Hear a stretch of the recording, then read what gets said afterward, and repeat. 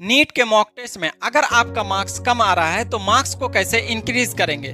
Marks कम आने का reason क्या क्या हो सकता है, उसके साथ उसका सॉल्यूशन भी बताएंगे। तो आपको क्या करना है कि जो जो रीजन हम बताएंगे उन सब रीजन में आपका खुद का रीजन फाइंड आउट करना है और उसका जो सॉल्यूशन बताएंगे उस सॉल्यूशन पर आपको काम करना है। तो धीरे धीरे मार्क्स आपका इंक्रीज हो जाएगा।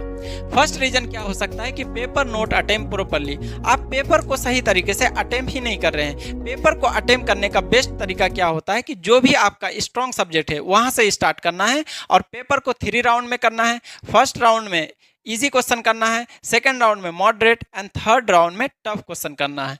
Now second reason, not analyse the paper. Test देने के बाद आपको पेपर का एनालिसिस करना है। 30 मिनट बाद ही आपको एनालिसिस स्टार्ट कर देना है। एनालिसिस कैसे करेंगे, जो आंसर की मिला उस जो जो क्वेश्चन आप किए उससे मैच कीजिए, जो जो गलत हुआ क्यों गलत हुआ, जो जो क्वेश्चन छोड़े क्यों छोड़े, जो जो टेस्ट में मिस्टेक किए उसके लिए एक मिस्टेक नोटबुक बनाइए। उस नोटबुक में आपको सारा मिस्टेक लिखना है कि क्या क्या मिस्टेक किए।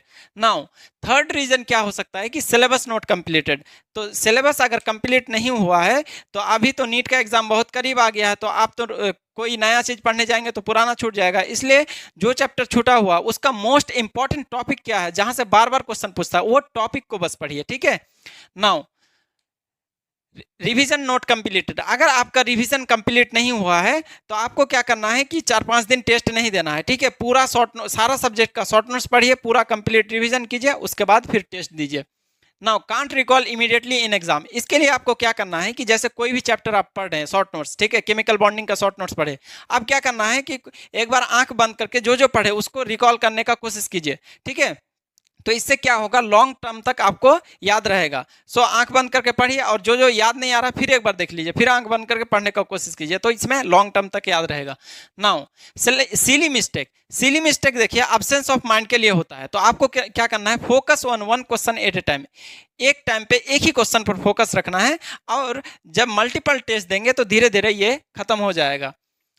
उसके बाद आता है 7th नंबर में टाइम मैनेजमेंट एंड प्रेशर। तो इसके लिए आपको क्या करना है, टाइम बाउंड के अंदर क्वेश्चन प्रैक्टिस करना है। कोई एक ईयर का PYQ ले लीजिए और उसको टाइम बाउंड के अंदर सॉल्व कीजिए। ओके।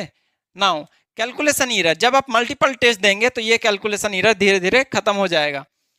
रिपीट सेम मिस्टेक, इसके लिए आप जो पेपर का एनालिसिस करने के बाद मिस्टेक नोटबुक बनाया, ठीक है, वो क्या क्या मिस्टेक किए टेस्ट में, वो दूसरा टेस्ट जब देने जाएंगे तो वो मिस्टेक नोटबुक को आपको देखना है। ठीक है, क्या क्या मिस्टेक पिछले टेस्ट में किए थे, तो वो मिस्टेक देख के ही दूसरा टेस्ट आपको देने जाना है। Okay, thank you.